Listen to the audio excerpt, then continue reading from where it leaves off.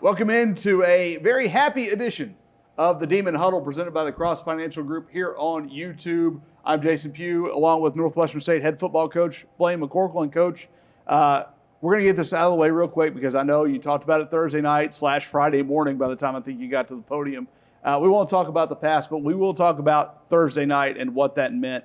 First victory in 1,027 days for this football program, and you got obviously you got a little bit emotional when it happened because I know what you guys have put into this and what these players have put into it. And I think that's probably where a lot of the emotion came, not just from you, but for what it meant for those guys. Yeah, how could you not? You know, everything that the football team and the community has been through the last 2 years, if you didn't get a little lump in your throat and get emotional after that, even if you're not a Northwestern State person, just knowing the story, knowing the history, and knowing everything that's happened here, you could not be happy for the young men in our program and really the entire city of Natchitoches. You know, and it was a really special night and one that we'll remember for a long time. And there's a lot for everybody to take a deep breath, big sigh of relief, and feel really, really good about. So special night indeed. Special night that, you know, it was only fitting as long as you had to wait a little longer because Mother Nature didn't want you to play for a little bit. But you've talked about it. We talked about it, you and I did throughout camp. You had several of those kind of delays. You had days where you pushed schedules around to try to beat the weather, and sometimes you did and sometimes you didn't. But you mentioned it, you thought that the game was won, not when you were up 13-0, but when that hour and a half delay came. Yeah, I did. When they had the lightning delay, well, we're coming off the field to go in, and Kevin Boston, our athletic director, was standing there and comes over, and I told him at that moment, I said, we're in good shape. We've got this game won. We just won the game when the lightning strike hit because I knew the character and the resilience of our team. I knew how they would respond. You know, we don't have a big fancy indoor facility, so we're used to those things, especially in this part of the country. We're going to get a thunderstorm or two. So when we went in during the lightning delay, I really didn't have a lot of message for the kids. You know, I just kind of told them, hey, here's the timeline, here's where we're at, you know, here's the plan. You know, support staff was there to help them, you know, get hydrated and fed and do what they needed to do. And they took it amongst themselves to have the right frame of mind to keep everybody focused, to keep everybody locked in. And when we came back out, they were ready to go, and I knew they would. So I had a lot of confidence in the maturity of our team, even though they're extremely young in that moment, because we got good kids that are very purpose-driven right now. So I had no doubts when that lightning strike hit that we had the advantage.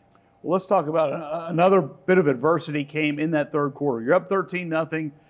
There's a great play. Ben Buisson gets free, can't quite haul in what would have maybe been the dagger at that point. You're up 20-0. If that play goes the way you want it to, they're pretty much out of it anyway. The next play is a pick six. And Abram Johnson's a guy making just his fourth collegiate start, a redshirt freshman. His ability to let that go has got to be something you've been very impressed with in his time here. Well, he's tough, you know, and that's one thing that a lot of people have asked me, you know, the last few weeks, knowing that we're starting a redshirt freshman at quarterback, is what do you like about him? He's tough and he's gritty and he's a competitor, you know, and those things he has an ability to put those things in the past, get focused, and move forward. And sometimes you get his best efforts maybe after those moments, you know, because he is that kind of competitor. You know, Ben dropping the ball, actually 2 plays before that was one where the whole sidelines went up and then down in a hurry, you know, because Ben, also a redshirt freshman, is going to make a lot of those plays in his career here. And we all talked all week that Ben Buisson is going to make a play this week, you know, and he had a great game. He did some really good things for us, and we were all really hoping he would pull that one in because that would have definitely ended the game. There's no doubt about that. But I told Abram after the game, as crazy as it sounds, I'm kind of glad he threw the pick six because it forced our team to handle some adversity, respond, come back from it. Offense took a big drive after that to finish the game when we needed it the most. Defense answered. So we all kind of came together collectively where I don't know that a year ago we would have, you know, and so many people, countless people have come up to me after the game and saying, hey, when you threw the pick six a year ago, it was game over the other way. And how much that showed the progress, the maturity, and the character of this team. So big picture looking back, now that it's over, I didn't like it in the moment. Wasn't real happy with Abram in the moment. But now that it's over, I'm kind of glad it happened because it forced us to handle adversity early in the season and be able to respond. What's the feeling for a coach to be able to call victory formation? You haven't had a chance to do it here in Natchitoches. You haven't had a chance to do it at Northwestern yet. When that happened, when you're able to call that play just to say, go take a knee and you've got a W, where were your emotions at that point? Well, it feels good. You're excited, you're happy, you're about to win a game, but the coaching, you're still coaching that play, making sure you got the right personnel and everybody's lined up and nobody's relaxing. And, that's when some guys take that cheap shot and get a stupid 20 or 15-yard penalty after. And you coach the play. You coach that play just like you coach any other play in the game. And until that's over, you're still coaching, and then once he hands the ball to the official and you're jogging off the field, then you take that deep breath and you start to enjoy it a little bit. Did you, and I think this may have been asked to you after the game, did you see the student section and the spirit groups kind of move toward that corner of the end zone as time was running down? I did, yeah. Somebody actually grabbed me on the sideline and kind of pointed and said, hey, that's pretty cool, look at that. And I was glad they did, because we haven't had that around here in a long time, or since I've been here for sure. Just to see them working down to that corner and, see the whole campus kind of come together in a moment was a really special moment. And I wanted to soak it up and enjoy it. I wanted our players to enjoy that moment. And anytime you see a crowd rush a field, it's exciting stuff to be a part of. The only thing I hate was the lightning delay. Probably killed that crowd a little bit. There'd have been twice as many people on that field if not for the lightning delay, and we probably would have lost our goalpost. So I kind of joked in the post-game press conference that a couple lightning strikes saved Kevin Boston from having to buy a goalpost, and that's probably true. But what a great celebration on the field with our entire student body and people from the community. I'm out there around a bunch of 18 to 20-year-olds jumping up and down, screaming and hollering. In the middle of it is Louis Bernard, So to see some of our other supporters from the community out there in the middle of it having fun was a pretty cool deal. Well, and I will say this, though. When you looked at it, the lightning delay didn't drive the students away. I mean, it may have driven the people that have real jobs and have to get up Friday morning and go to work, but that student section was as strong post-lightning delay, it seemed, from my vantage point, as it was pregame. The majority of them did stick around, and there's some great clips on film during the game of our end zone packed with all of our student athletes from other sports supporting, and it was neat to see them stick around, and I think they knew what was coming and they wanted to be a part of it. So really neat moment for our entire campus, again, just to kind of come together and celebrate something special together. Neat moments all the way around. Before we get into Minnesota, let's touch on Ty Moore. The game he had, catches the touchdown pass, and then as Johnny on the spot, right place, right time, well coached, whatever you want to say, ends up scoring on the bad snap on the punt. Before we get into that, critique his dance moves. Not very good. I didn't like him. I didn't like him. His dad didn't like him. His dad actually texted me after the game to apologize for his dance moves after the celebration. So I appreciate that. And his dad, obviously, a softball coach at Baylor and former football player here. So the coach in him came out as much as the dad. So anyway, we'll work on that. Hopefully he's got the dance out of his system and we don't need to see that again. But the plays he made, very nice route there. And then again, and we've touched on what Tyson Wackenheim, and I know he didn't really have a thing to do with the snap going over his head, but his guys, you have a special teams player of the week. You have a defensive player of the week in the Southland Conference. We'll get to that in a second. But Tyson and the job his guys did for that first week, special teams, it's a big part of the game that often goes overlooked. Yeah, he obviously he can't coach anything to help them have a bad snap, but he can coach them in what to do in that situation, and they handled it perfectly. We had a rush call at the time, so we had guys in position to scoop and score and do the things they needed to do. So, all those little things are covered, and when those situations come up, you have to know what to do, Somebody needs to take out the punter. I wish we'd have done that a little bit better because everybody was chasing the ball. But everything gets coached, and that's part of the whole leave nothing to chance. But what Tyson did was incredible this week. Our special teams, I think, as a whole, played really well. There's obviously some things in there that we desperately need to clean up because we could get exposed in a couple spots, and we know what those are, and we're working on them. But all in all, I'm pretty pleased with that unit too. Cooper Evans, the Southland Conference Special Teams Player of the Week. I think a lot of people, when they see his leg, are dreaming of that 50, 60-yard field goal. But in the punt game, his ability to place the ball, make Alcorn State drive the field, which leads to obviously more chances for them to make mistakes and for your defense to make a play or two, which they certainly did in the end zone.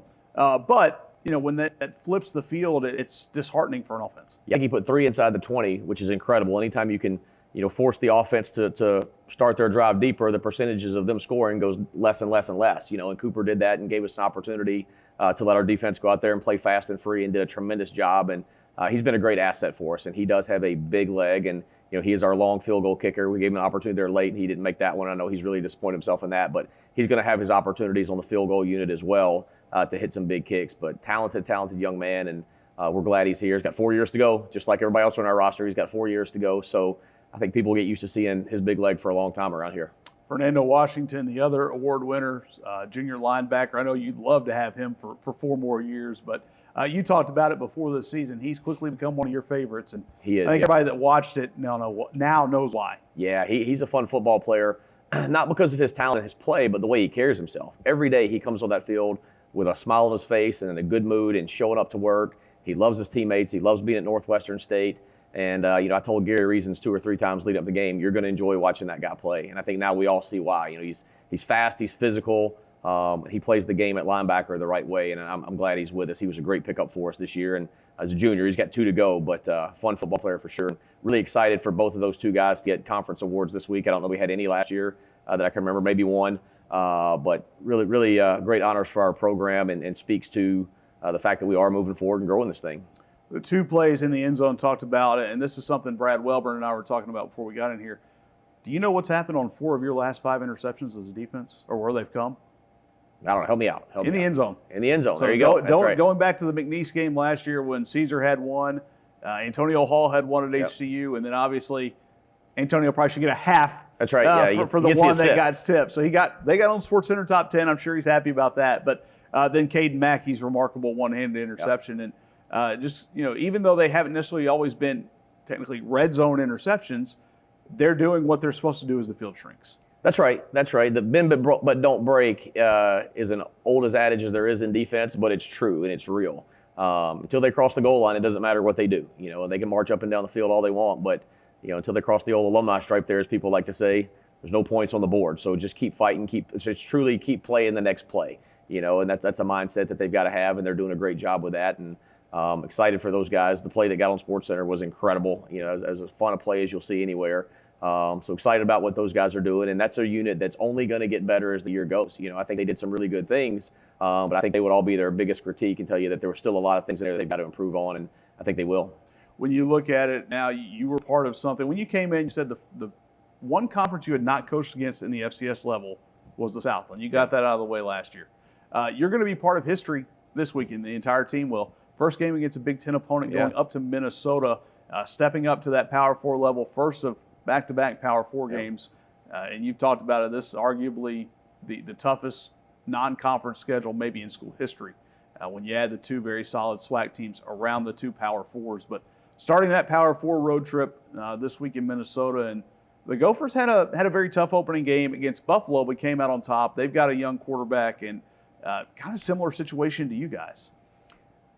Yeah, I don't know how similar that anything with Minnesota and Northwestern State football is right now. We both wear helmets. We both wear shoulder pads and pants, I guess. But Big Ten means big body, and they are big. They're big, and they can move, and they're physical, and they're fun to watch. I'm a fan of Minnesota football. I have been for a long time since Coach Fleck's been there with everything that he brings. I think he's great for the game. I think he's great for college football. He's a lot of fun. He coaches the right way for the right reasons. So I really admire what they do.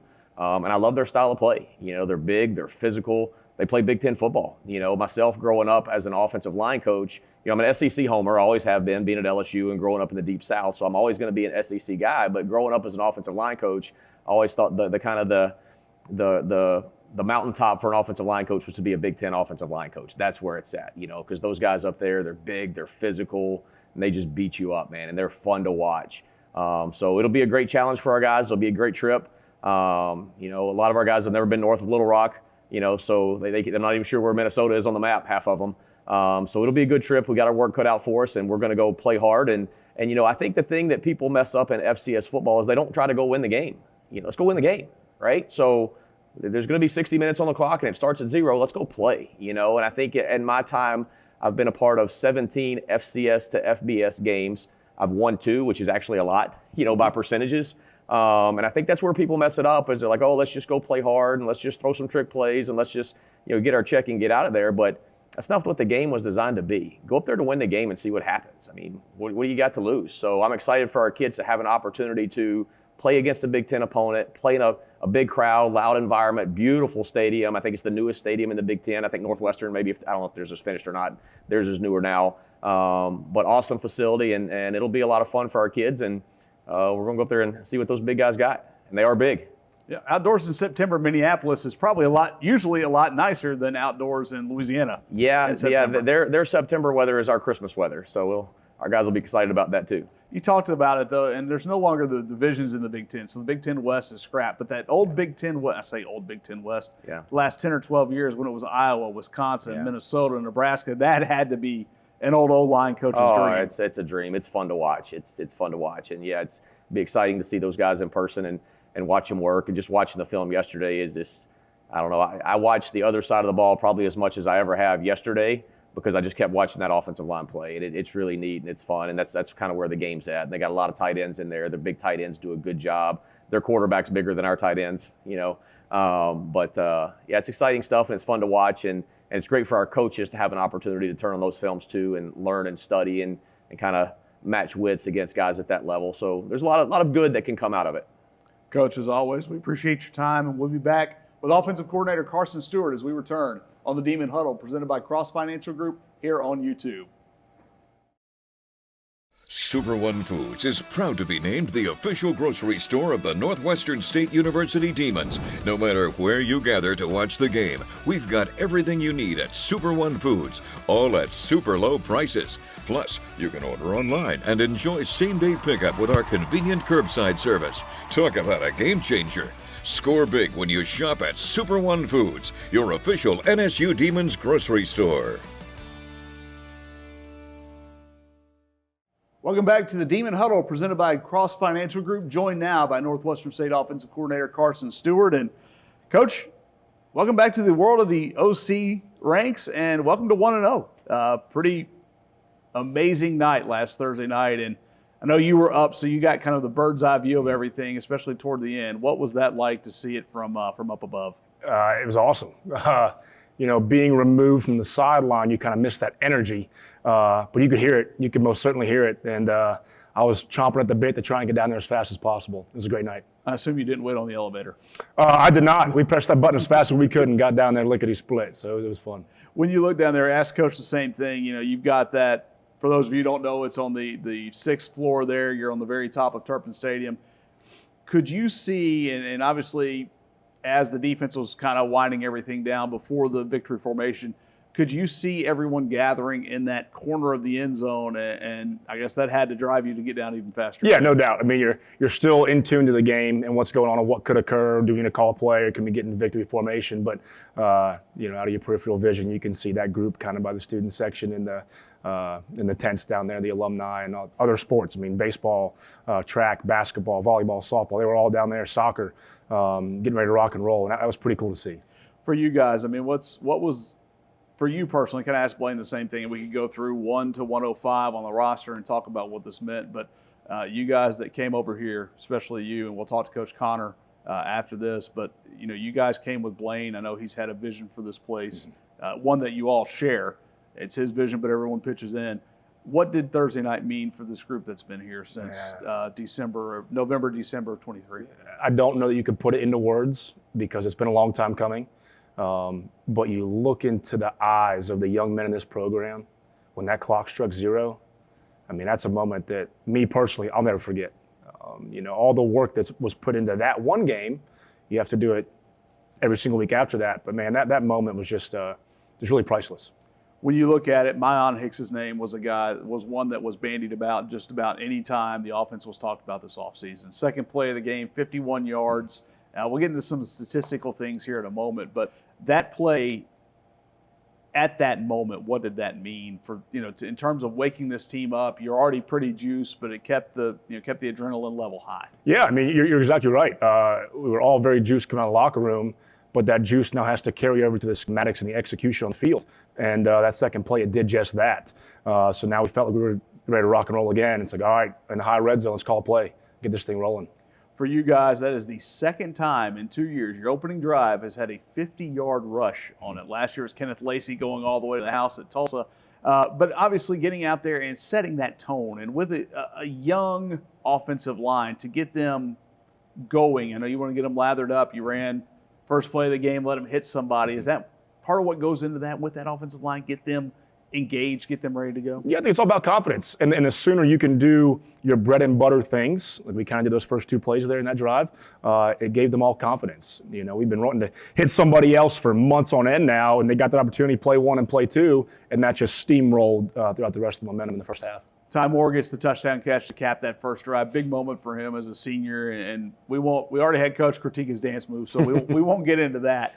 But for him, you had an injury there, unfortunately, at one of those positions, but Ty was a guy that had been working. He's kind of become a Swiss Army knife, and we saw it there Saturday night. Swiss Army knife is well said. Yeah, Swiss Army knife is well said, Jason. He is a jack of all trades. And to Coach's point, a master of none being dancing. But no, it was great to see him on the spotlight there. I mean, an older guy who's been in the ring of fire, just to see him kind of step up and take on that role last Thursday night was incredible. And there you see the catch there. Nice ball by Abram, too. First pass attempt of the year. Got him engaged early. You're exactly right. And same thing in that room is confidence early. Confidence early, play to his strengths. What are the things he's good at? Just did a little switch vert concept, and he put on the money. For you guys, the offensive line, we talked about it. Those are the guys that are very unheralded. They do the dirty work a lot of times. They don't get pointed out. Caleb Billiot goes to, he's one of the team captains, so he's a little bit different in that regard, in that he's kind of been a little bit of the face out there this offseason. But for them, kind of that fast start, and then it kind of lulled. But then the second half, especially those 2 long drives, kind of on their backs, they decided to take it and run with it. They did. And, Coach Camp, our offensive line coach, talks to them all about 5 equals 1. And there's 5 offensive linemen, but as a cohesive unit, you have to play as one. And those 2 long drives in the second half, they did just that. We talked about a big run there to set up the first touchdown. Big run to set up the game-clinching touchdown. Actually, 2 big runs on that drive. The first one being Colby Burrell, a 3rd and 4. So this was no gimme. I mean, you didn't have to go a yard and fall down. He gets stacked up. There didn't seem to be a lot of push from the offensive line on that play. There was plenty in that drive. But his vision and his ability to get outside of a car crash of people and turns into a 32-yard gain that really, if that wasn't the backbreaker, it was very close. Right. And Colby just had no quit in him. He easily could have stopped right there. His footwork and momentum could have stopped at that wall. He got his left eye peeked out, and he spun out of it and got down the field for a great momentum shift. There you see it there. Just bounced off a couple of tacklers. And we saw him break a long one against Weber State last year when he wasn't healthy. He's been a little bit more healthy, and he gives you, with him and Zay Davis and Myon Hicks, there's 3 guys back there, and Jeremiah James is another one, the redshirt freshman from Manny that we'll talk about, I'm sure, throughout the year. But 3 to 4 guys you feel comfortable giving the ball to in any situation. Well, it's a great feeling as an offensive coordinator. You can close your eyes and say, eeny, meeny, miny, mo, whose turn is it to go? So there's a lot of confidence there for me personally in my seat. But Coach Martin, our running backs coach, has done a great job with all 4 of those. Getting them game ready, be it schematics, be it some change of direction things that they each kind of have their own unique skill set with. So all 4 of those guys can roll. You mentioned Tylen Martin there. That's a guy that's coached positionally coached Southland Conference Players of the Year not too long ago. I believe it was 2 seasons ago. What has he brought to the offensive staff? A lot of knowledge and a lot of energy. He's seen the Southland Conference up close and personal. So that's a lot of value for us as a staff and offensively. And he's been in the ring of fire with that running back room at his previous stops. So a wealth of knowledge, a lot of energy, and he gets those guys going in the right direction.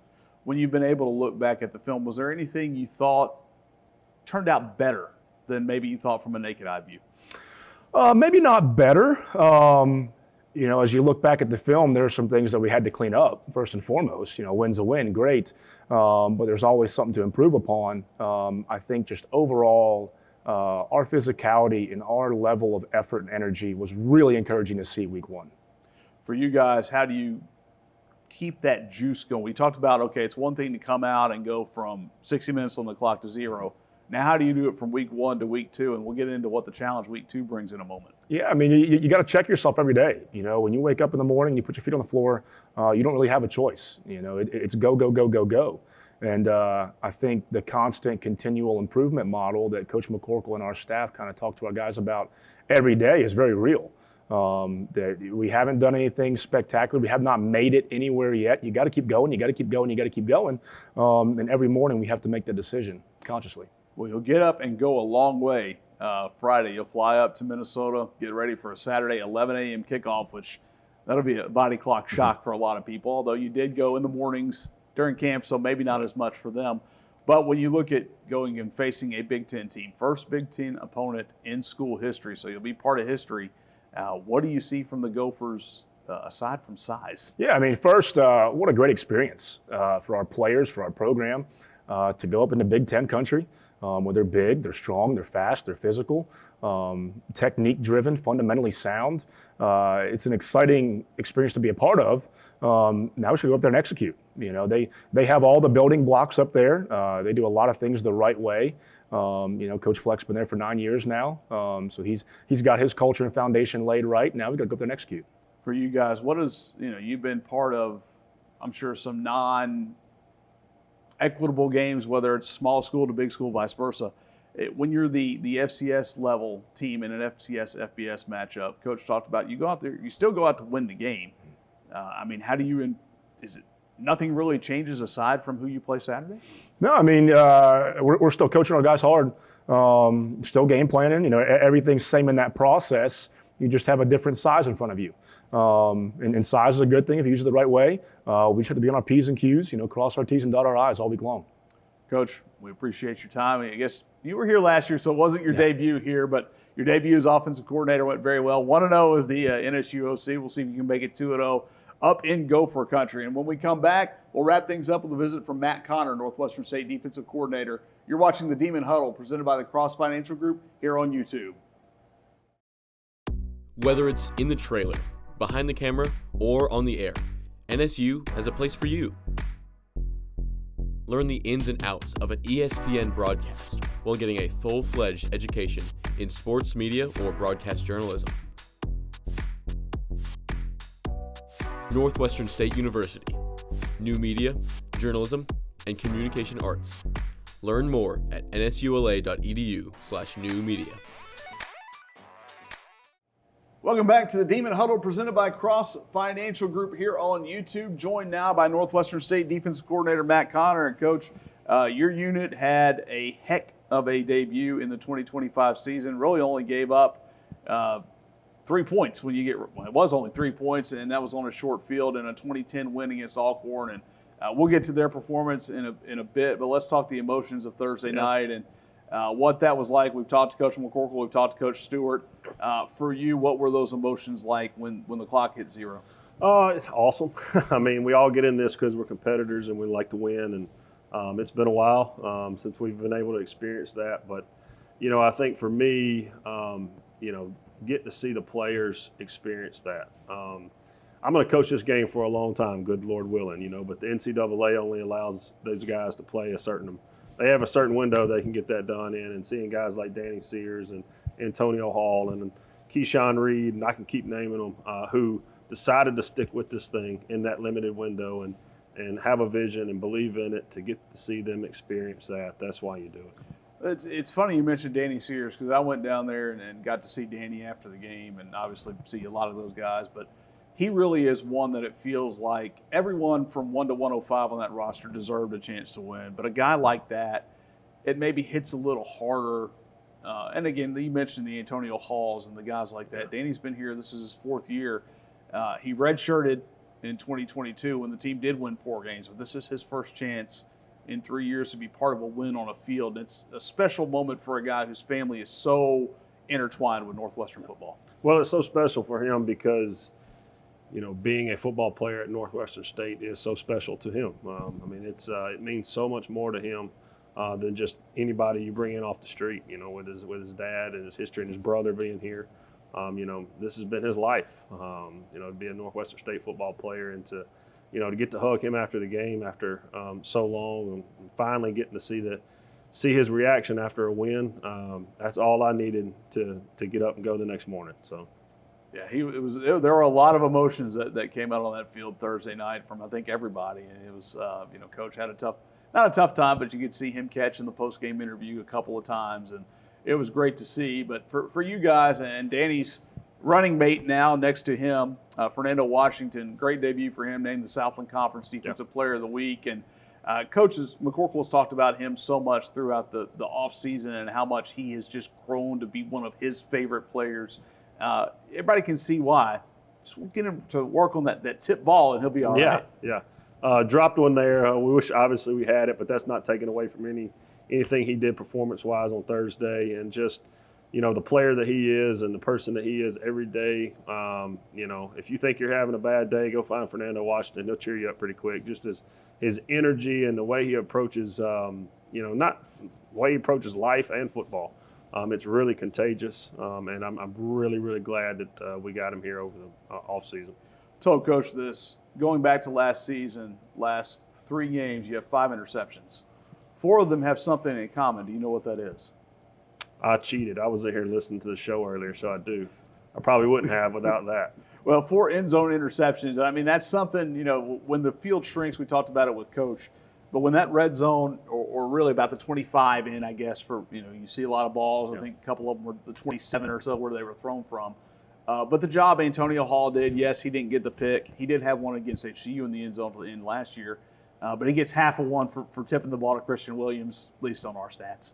And then Caden Mackey's great play in the end zone. These defensive backs just have a knack for doing it, but it goes to, I think, what you've talked about, 99 3/4 yards. That's right, 99.9. We like to pride ourselves in that. I think that shows a little bit of toughness within the group, that they can force themselves to just keep playing the next play. And even though when they're getting down and deep in our territory, none of that matters until they cross the goal line. I mean, all the yardage in the world, it doesn't matter until they score. And they haven't scored until they cross the goal line. So just keep playing, just keep executing, doing your assignment, And now everyone says bend, don't break. We like that adage as well. I wish we wouldn't bend quite as much, because it does make things a little bit more difficult. But the guys have really taken on that challenge of defending the entire field, and keep playing until they cross the goal. When we talk about bend, don't break, there was a point in the game where there was no bend, and it may have been perhaps the most important part.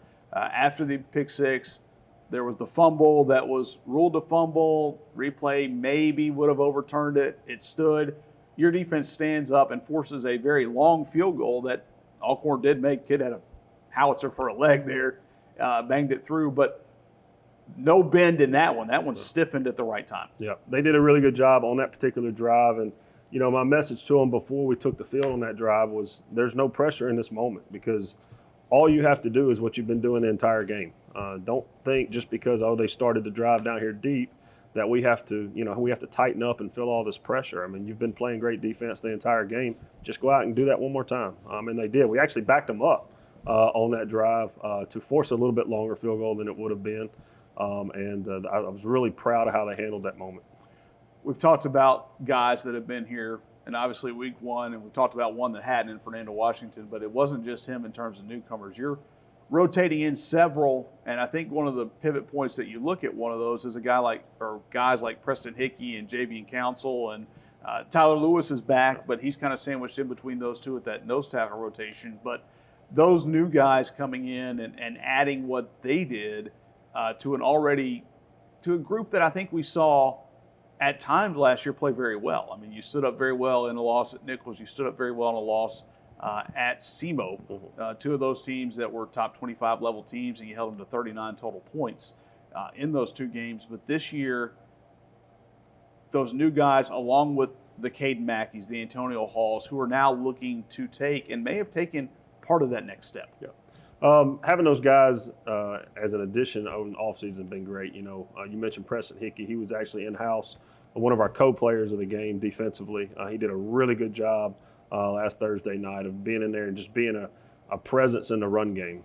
We were very, very pleased with his performance. But then you add guys like Colby Cage and Jacorian Lathan that add a level of maturity to a somewhat young room. And I love what they bring to the table. And just showing the young guys, we've talked about this before, but just showing the young guys how to be college football players and how they handle their business day in and day out. And Colby and Jacari, and they're guys that just show up and they go to work, and you don't hear a lot from them, and they just do their job and they do it at a high level. And it's really cool to bring guys in like that so that you can show the Caden Mackeys, and not that he's not that way, but it gives him an example to follow moving forward. You say that it was only his 9th college football game that he was on the field for, so Right. we forget that sometimes, that yes, he was on the field for 8 of them, but he's a guy that I know you and Coach would have loved to redshirted. Yep. Circumstances were what they were, but it's very good. You must have a future in TV because I think you foreshadowed what we're going to go into next with, you mentioned Colby Cage, you mentioned Jakarian Latham, we talked about Preston Hickey.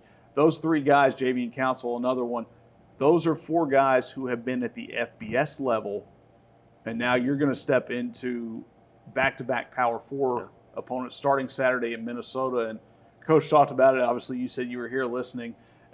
He can get in love with the offensive line. That's not something you want to get in love with, but it's something I know you've had your eye on. No, I absolutely respect it. I don't know that I love it, but I respect it. And look, if you call yourself a competitor and your juices don't get flowing for this one, you need to check yourself a little bit because, I know Coach McCorkle mentioned it, but the plan is to go up there and win a football game. And there's really no other plan. We're going to throw everything we have to get ready to go up and win a football game. But having those older guys, like you mentioned, that have been in that environment before, once again, is another great asset for our young guys. So they model for them what it means to be in that type of moment. So when you look at it, we talked about the size of the offensive line. We know they're going to have some guys on the outside that can make plays, but they've got a redshirt freshman quarterback too in Drake Lindsey. So, and again, Coach, there may not be a lot of similarities, but they're the same on the experience page with him and Abram Johnston. But when you look at what you saw from Drake Lindsey, what do you see that you like and some of the things that he brought to the table? Yeah, I see a impressively strong arm. He's a big kid. Generally, he's 6'5", 235, which seems to be everybody on their roster. But he's a big kid in stature, but his arm is extremely strong. There's not a throw on the field he can't make. But with all that being said, his offensive line, his tight ends, and his running back really help him to kind of bridge that gap between being a redshirt freshman and being a veteran, because he can really lean on those guys. Their running back is extremely impressive. Obviously, their tight ends and offensive line do a really, really good job blocking for him. And so that makes a guy who is a redshirt freshman making his first start or second start against us, it makes his job just a little bit easier. Seems a little older. Yeah. Well, when you look at it, you go be part of history when you go play a Big Ten team. First time Northwestern State's ever played a Big Ten team in football, played them in some other sports. But for you, what does that mean to go up there? And Coach talked about it. It's, you hate to use the word old school because you use it, you feel a little bit old yourself, but old school Big Ten football with that big offensive line and part of your life. Back in those days. But when you look at Big Ten football, what do you see? That's what it is. It's big bodies that come downhill at you, and they're physical, and big people try to move little people, and it's fun. It's fun to watch. And then there's a lot of times where there really is no secret what's about to happen. And you've got to find a way to dig your cleats in and put your hand in the ground and get it stopped. And I'm excited for that challenge. And like I mentioned before, if you call yourself a competitor, these are the ones that you really like to get going for. And I'm excited about it. Coach, we're excited to see what your defense has in week 2 as we go up to Minnesota, leave on Friday, play Saturday morning at 11 a.m. And there's a good thing about playing at 11 a.m. You're home a little bit early. So, right. Coach Connor, thank you for your time. We'll thank Carson Stewart and head coach Blaine McCorkle for their time as well as we wrap up episode 2 of the Demon Huddle presented by Cross Financial Group here on YouTube.